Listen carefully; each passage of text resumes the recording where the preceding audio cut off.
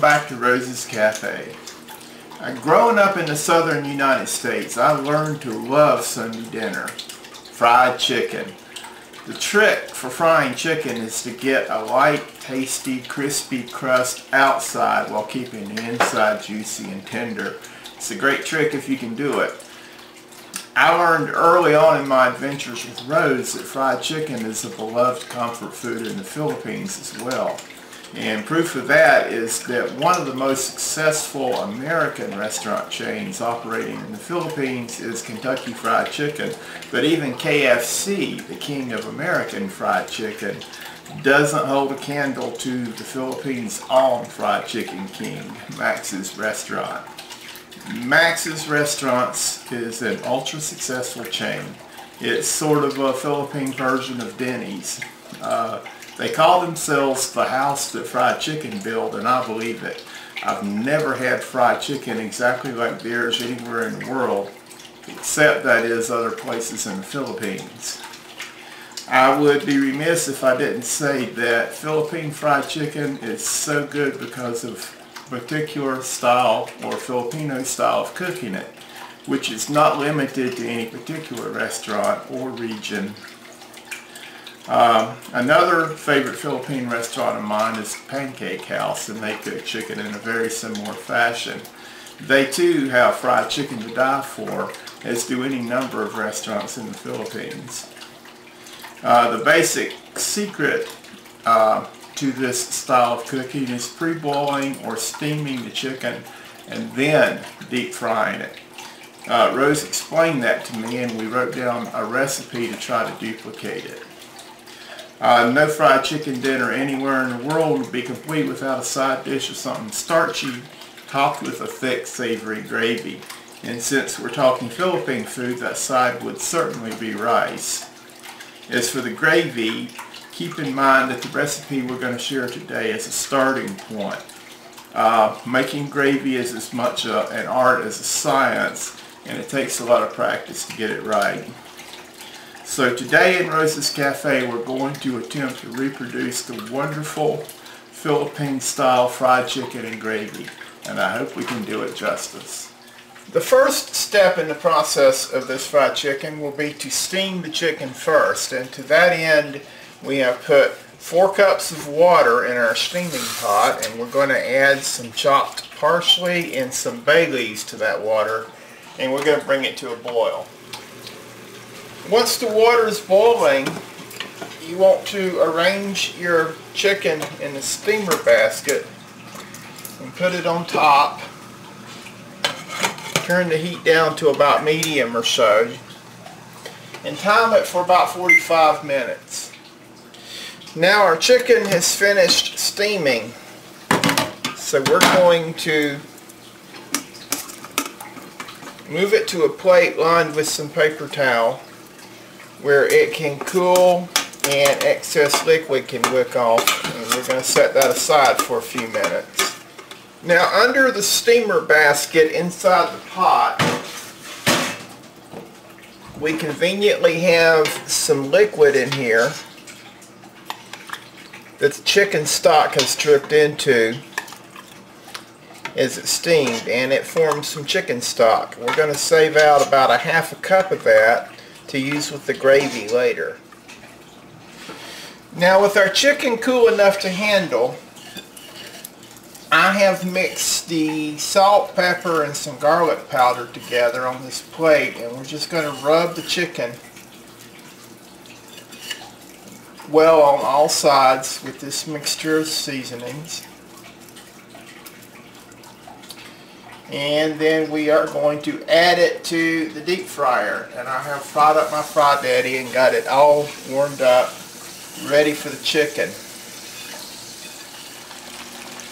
Now we want the chicken to fry until it's a nice golden brown, and then we'll remove it to this plate lined with paper towel to allow the excess grease to absorb off while we prepare the gravy and rice.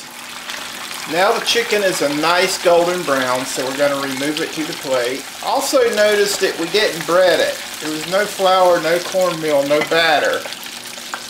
Just fried the chicken like this. No heavy batter to soak up the grease.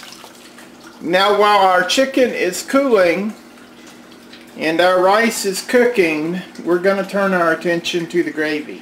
Now when you make the gravy, you're going to want to heat your skillet on medium-high heat and use a wire whisk if at all possible. And you're going to want to have all your ingredients lined up and ready to go as you need them.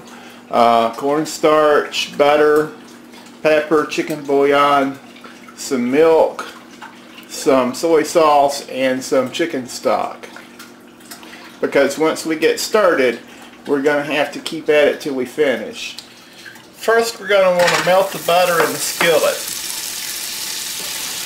Making gravy is an art form. The recipe you're provided with is a good jumping off place, but you're going to have to make modifications as you go and sort of fly by the seat of your pants to get what you want to out of it.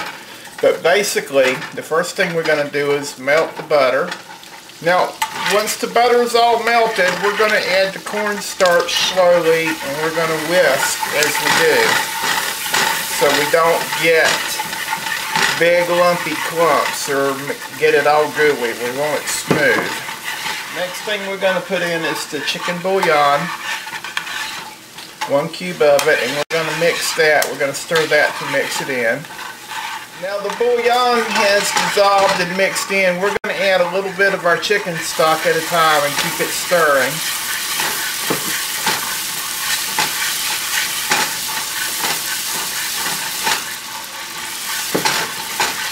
Now we're going to add some milk, just a little at a time to make it smooth out well.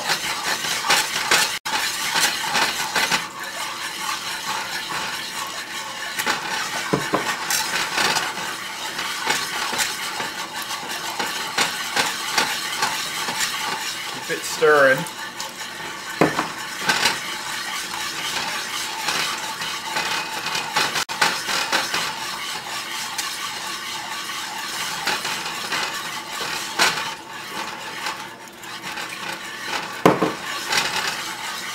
At this point, we're going to add a little bit of white pepper powder. You can use black if that's what you prefer and that's what you have.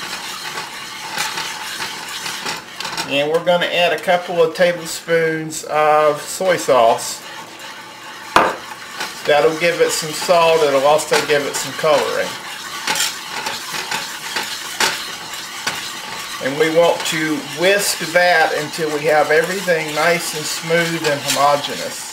So now we have a nice smooth gravy, and the consistency of it I think is just about right. I'm going to taste it. Tastes just about perfect. At this point, we could add and adjust seasonings and different wet ingredients if it's not quite what you want. So right now I'm just going to turn the heat off of it.